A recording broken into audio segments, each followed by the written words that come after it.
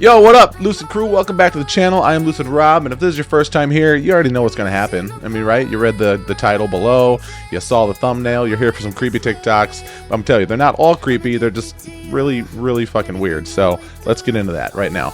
Truth about the Holy Grail. The Holy Grail is your neck and head. It's a cup because the sun and the moon create the holy fluid within the brain, within the cup. This holy fluid travels down the spine, and if you resurrect it after 3 days, it comes back up to heaven, and illuminates the whole body and regenerates it. It's also the story of Santa, how he comes down the chimney, drops off the present and comes up. Your body's the temple of the Holy Spirit. It even says this in the Bible. Or do you not know that your body is the temple of the Holy Spirit? The body is the temple of Solomon. The soul and the mon. The soul, which is the sun, and the mon is the moon, which is the mind. This is why we say you're a lunatic, and in your mind you have a specific mood. Mood is moon. The sun is its own source of energy, and this is also within you. This is why the sun is your soul. The earth is your physical body because you're made out of the 5 elements. Reason why the devil is red is because red is the lowest frequency of the colors. Purple is the highest. Head is heaven, heel is hell. Link is in the bio for this powerful PDF.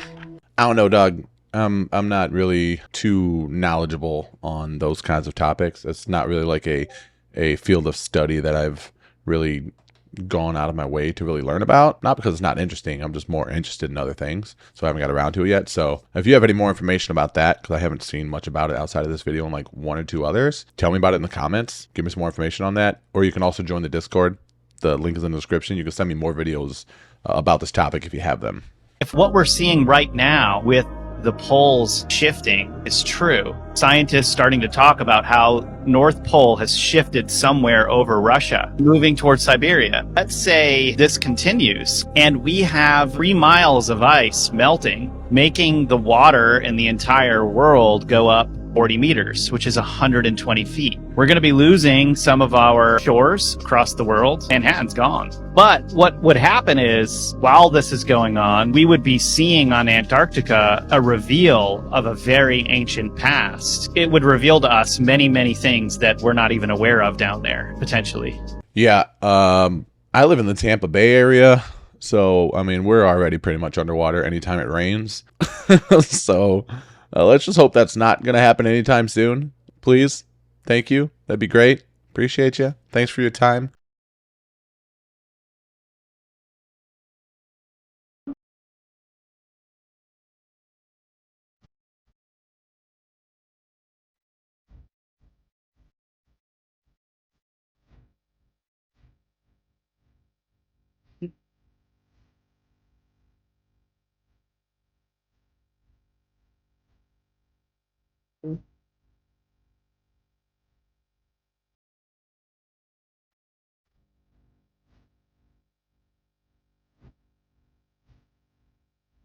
Thought I'd throw a nice little something in there for you.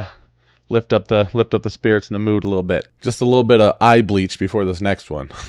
Did you know that just 2 years before 9/11, the New York Transit Authority completed a massive art installation called Oculus in the World Trade Center subway station? It consisted of 301 individual eye mosaics based on photos they took of New York City school children. The MTA's Arts for Transit's latest program here at the Park Place Station involves the installation of over 300 thought-provoking eyes and a central mosaic, and they call it Oculus. To generate the eyes, we photographed over 1,200 New York City school kids. Asking them to look into the depths of time, to look into infinity. Like imagining them as if they were a deity. Just for an instant, show me the goddess in you. Show me the divinity. Just show me the intelligence in your mind. There's a clarity of your mind. Just open your eye. Which is composed of more than 1,800,000 tesserae. Every single one of those 1,800,000 is cut on 4 sides by hand. I mean, so it's a huge amount of labor that has been involved in this entire project. And to make it all happen, 5 years of planning and thought came together in the city of Rome. You know, let's do something that there's no question that it'll be around for the rest of time. The central work is located in the Park Place Station under Church Street. It emanates from an eye concept surrounded by a map of the world superimposed over a map of the city of New York. Although some parts of it were damaged and much of the subway system near Ground Zero was flooded, most of Oculus survived. The large central piece at the Park Place station is still there today.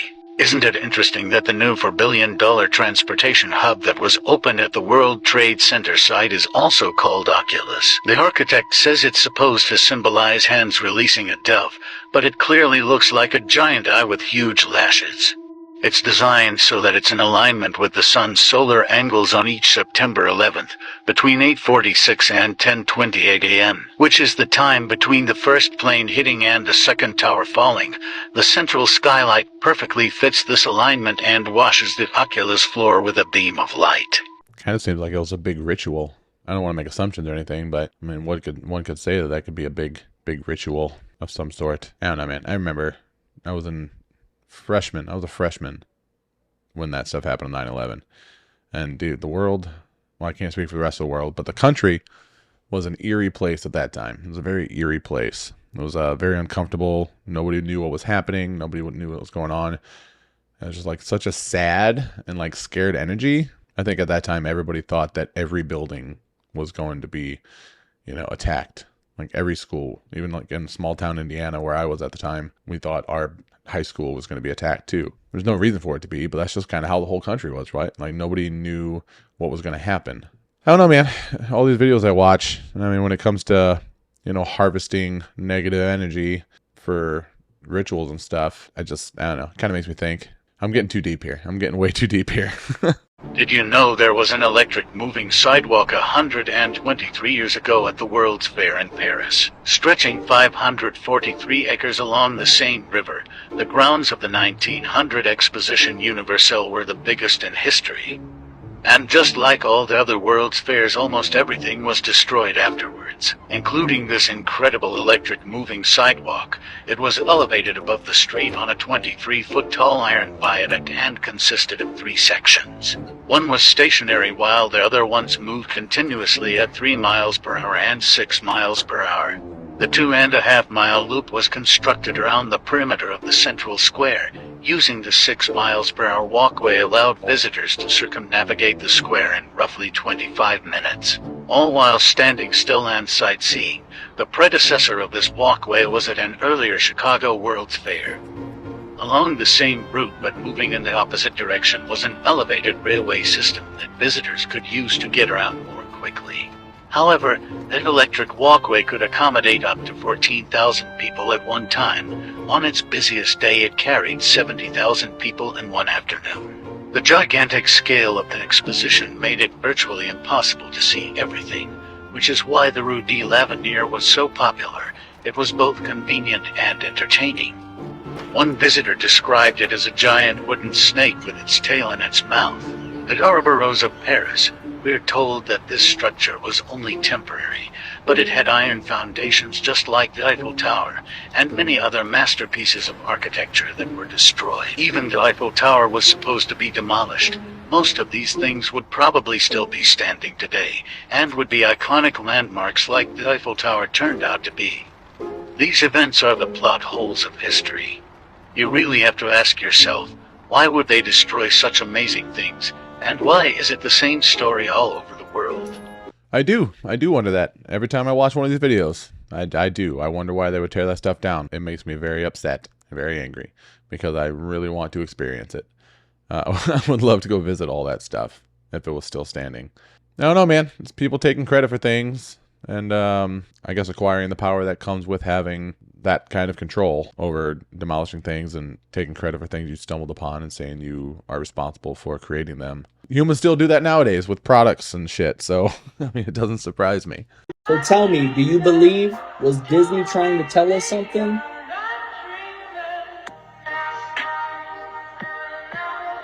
Crazy, right?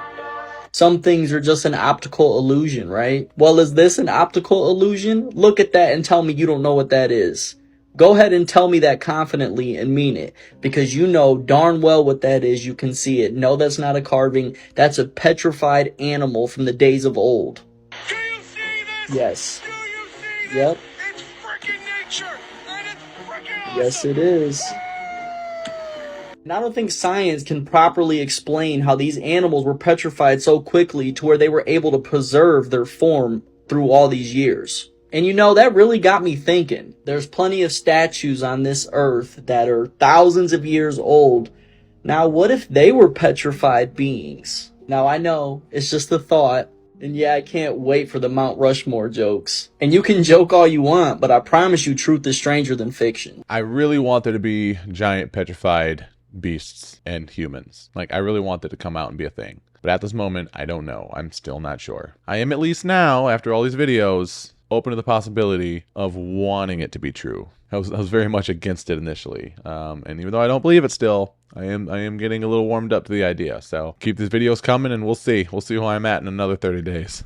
What's the new evidence now? A satellite photo near Sao Paulo. It was taken by NASA, and it caused some immediate concern amongst the environmental community. All right, first blush, it looks like a giant oil spill, right? Fortunately, though, it turned out to be a swarm of microbes known as Marionecta rubra, and they're not hazardous to marine life. Why was this brought to your attention then? Well, during the initial investigation, the agent who was studying the swarm noticed something out in the water. When they zoomed in, though, they got this. It's a little fuzzy, but I'd say that's a shark. And not just any shark. If you look at this other satellite photo I brought, it was taken at the same resolution of a school bus yard in nearby Sao Paulo. Now, those are 40-foot buses, and when you compare them next to the first photo, I'd say that's a 70-foot shark. All right, let's ask the obvious first question here. Do you really think that this is the same animal that was spotted 2 months earlier on the other side of the ocean at Cape Verde? Look, that's a 3,000-mile trip, and sounds like a lot, but great whites have been tracked going 1,500 miles in a month. So for Megalodon, that would be nothing. All right, so someone submitted that clip, and looking at it, it looked like it was like from a movie or something. Like, it just looked very inorganic and like disingenuous. Like, is that from a Megalodon movie? No, let me know below. It just doesn't look like a real interview. It looks scripted to me. But if not, and there actually is Megalodon out there still, that would be terrifying, because I'm already terrified of the ocean, and I literally live like 5 streets away from it. So, yeah. Please no.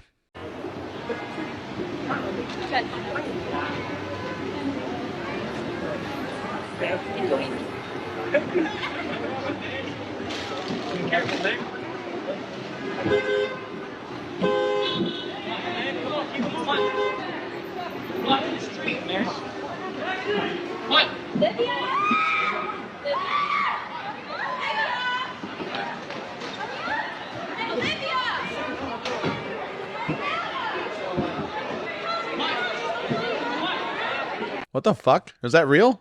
I mean, I know like you're watching this video and I should probably be the one to say if I think that's real or not, but is that fucking real? Was that real? Like, I'm asking you if you have any information about that, because I don't.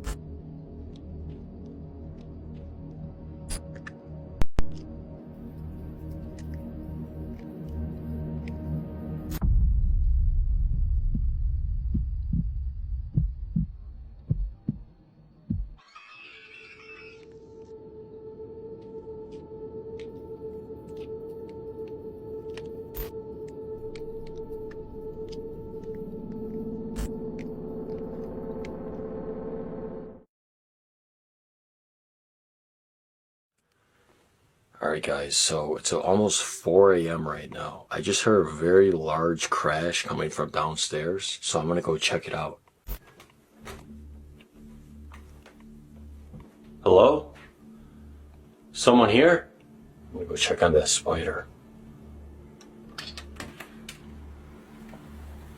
Okay, let's go in here.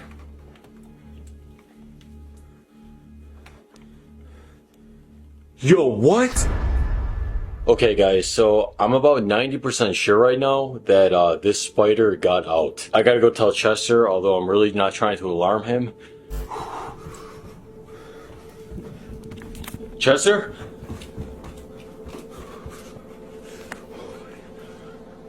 Come on, bro. Come on.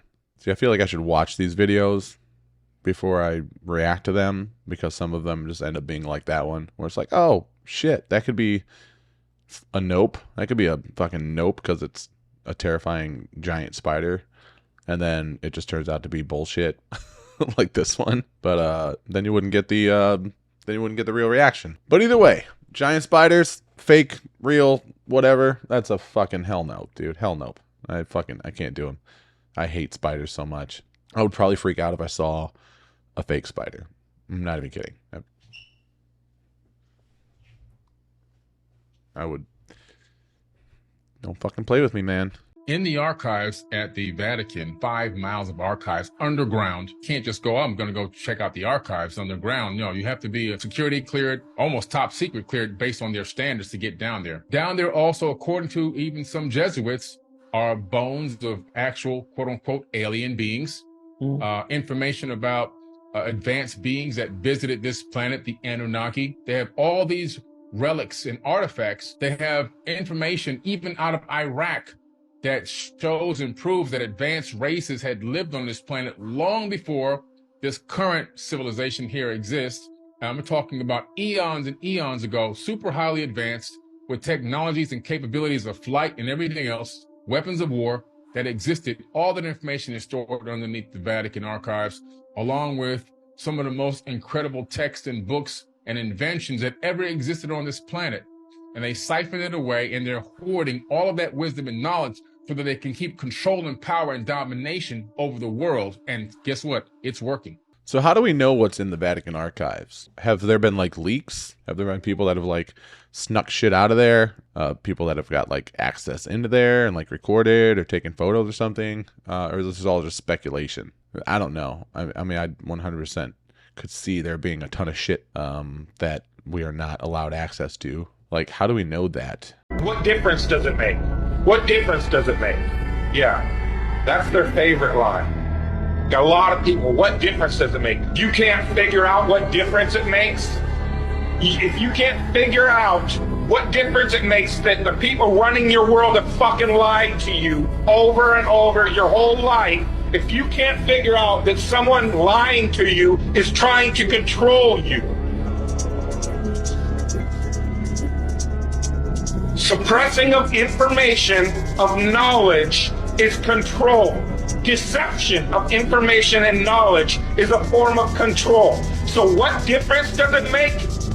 It makes a big difference, because once they start omitting information or lying about information about where you live, they're doing it to control you. Period. Why am I having to explain this to critical thinkers in the As your powers combined, we are globe defenders. Sorry, man. Still not convinced the Earth is flat.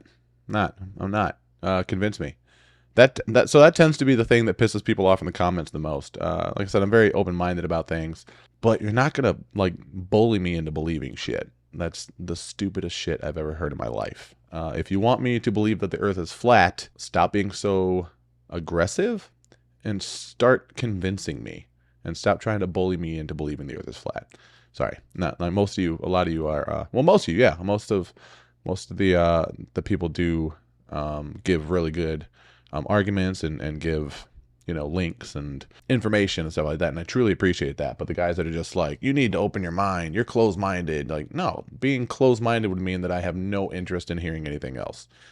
Thinking something differently and having different opinions than you does not mean I'm closed-minded. It means that I'm a different person than you, and that is 100% okay, and actually the best thing for the world. So it's not up to me to think like you because you want me to. It's up to me to be open to hearing what you have to say and listening to your argument and having civil discourse to discuss topics until you convince me and I come to my own decision in either believing the Earth is flat or not. So, yeah, thank you for coming to my TED Talk. I appreciate you.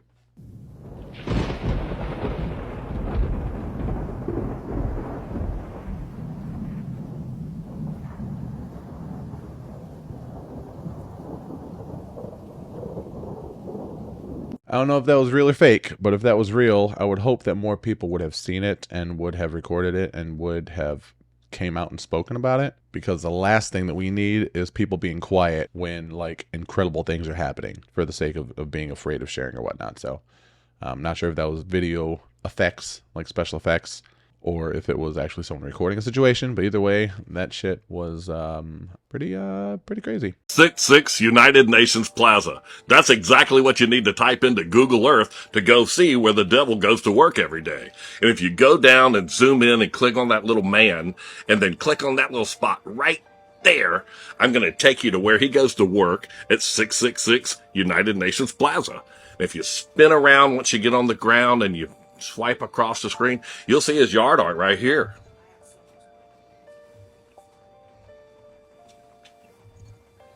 This is so biblical, it's not even funny.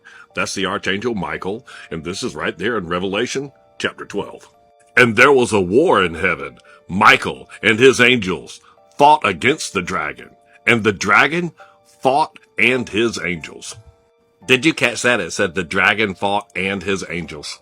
And about the fallen angels right here that he brought with him. And his tail drew a third part of the stars of heaven and did cast them to the earth. This statue is not only right across from it in the same yard, but it's right across from it in the Bible too. And the beast which I saw was like unto a leopard, and his feet were as the feet of a bear, and his mouth as the mouth of a lion. The book of Daniel, chapter 7, Old Testament. And 4 great beasts came up from the sea, diverse one from another. The first was like a lion, and had eagle's wings. This is the view from right outside the building in the middle of this place. Like, all day. And if you decide not to look out the 2 windows right there at the yard art and all the impressive things outside, you can look at that big painting right there.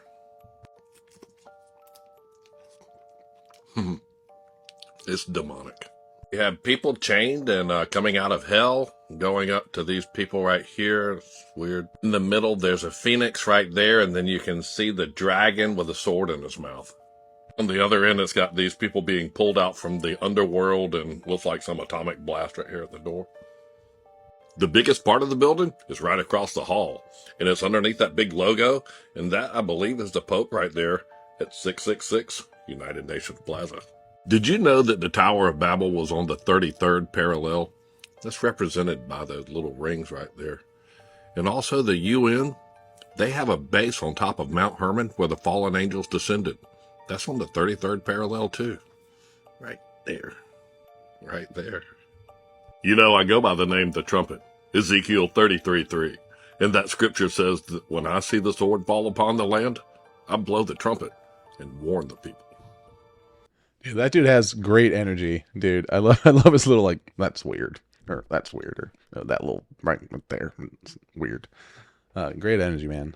Cool video. Yeah, man. There's a lot of symbolism, not just in the symbology, but behind everything. I feel like everywhere. I feel like there's a purpose for everything, right? I don't think all of it's necessarily bad, but I also don't think all of it's necessarily good. I think it just really depends who's doing it. But just throughout history, I feel like everything is so weird to us nowadays because everyone is so like, very complacent and very passive with the things they do, right? I feel like just people in general are just far less passionate, far less accountable, and just far less interested in like making sure that everything they do has a purpose. I feel like throughout history, not just things that are recorded in books and stuff, but also just things that you can see in the world, you know, buildings, pyramids, everything. I feel like throughout history, everything was done with a purpose. Like people had, you know, less resources to themselves.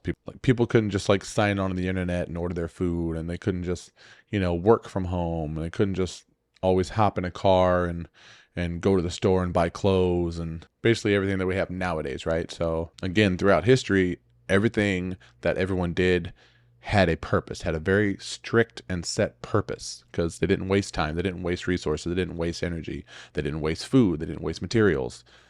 So I think like a lot of this stuff is very strange to us looking at it, because we don't really have the perspective and the understanding of the entire purpose of why things were done the way they were done, and a lot of the times how uniform things had to be in order to keep up the quality and the production of things like across a group of multiple people. So I feel like that's why a lot of the time these things are kind of like strange to us, because they're different and we don't really understand them. So we piece them together, and a lot of times in a negative light, when probably they don't need to be. And I guess that goes the other way as well. Sometimes we don't see them for as negative as they are, right? Because we're given it the benefit of the doubt, or we just don't notice because, again, we're unfamiliar with it. But I don't know. That's just kind of me looking at it from a, you know, trying to be unbiased and just kind of look at it from an angle where, you know, I don't really have a dog in this fight. I'm just trying to better understand all this stuff. So I don't know. Let me know what you think. Let me know what you think about all this.